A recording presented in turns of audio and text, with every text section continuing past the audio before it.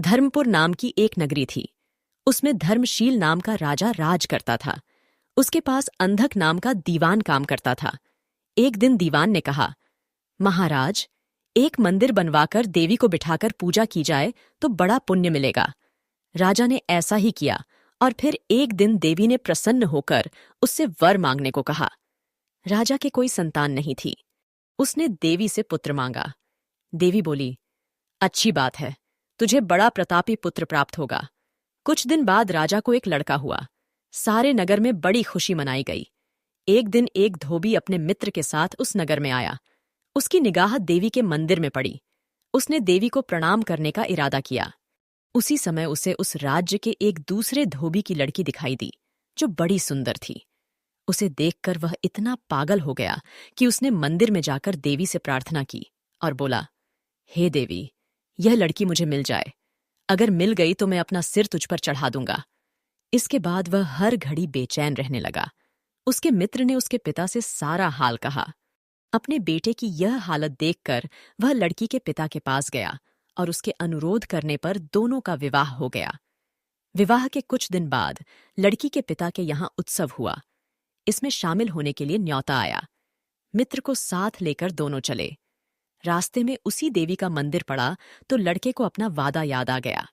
उसने मित्र और स्त्री को थोड़ी देर रुकने को कहा और स्वयं जाकर देवी को प्रणाम करके इतने जोर से तलवार मारी कि उसका सिर धड़ से अलग हो गया। देर होने पर जब उसका मित्र मंदिर के अंदर गया तो देखता क्या है कि उसके मित्र का सिर धड़ से अलग पड़ा है। उसने सोचा कि यह दुनिया बड़ी बुरी है। कोई यह तो समझेगा नहीं कि इसने अपने आप शीश चढ़ाया है। सब यही कहेंगे कि इसकी सुंदर स्त्री को हड़पने के लिए मैंने इसकी गर्दन काट दी। इससे कहीं मर जाना अच्छा है। दोस्तों, ऐसे और भी इंटरेस्टिंग कहानियों के लिए मेरे चैनल को सब्सक्राइब करना मत भूलिएगा। तो आइए अब आगे सुनते हैं। यह सोच उसने तलवार लेकर अपनी गर्दन उड़ा दी। उधर बाहर खड़ी खड़ी स्त्री परेशान हो गई तो वह भी मंदिर के भीतर गई। देखकर चकित रह गई।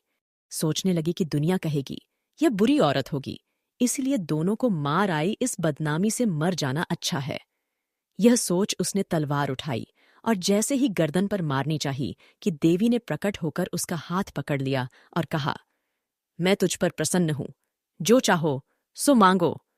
स्त्री बोली, हे देवी, इन दोनों को जिंदा कर दो। देवी ने कहा, अच्छा, तुम दोनों के सिर मिलाकर रख दो। घबराहट में स्त्री ने सिर जोड़े तो गलती से एक का सिर दूसरे के धड़ पर लग गया। देवी ने दोनों को जिंदा कर दिया। जिंदा होते ही अब वे दोनों आपस में झगड़ने लगे। एक कहता कि यह स्त्री मेरी है, दूसरा कहता मेरी। बेताल बोला, हे राजन, बताओ कि यह स्त्री किसकी हो। राजा ने कहा, नदियों में गंगा उत्तम है, पर्वतों में सुमेरु, वृक्षों में कल्प वृक्ष और अंगों में सिर। इसलिए जिस शरीर पर पति का सिर लगा हो वही पति होना चाहिए। इतना सुनकर बेताल फिर पेड़ पर जा लटका। राजा उसे फिर लाया तो उसने 7वीं कहानी कही। तो दोस्तों, अगली कहानी अगले वीडियो में। ऐसे और भी इंटरेस्टिंग कहानियों के लिए मेरे चैनल को सब्सक्राइब करना मत भूलिएगा। सुनने के लिए धन्यवाद।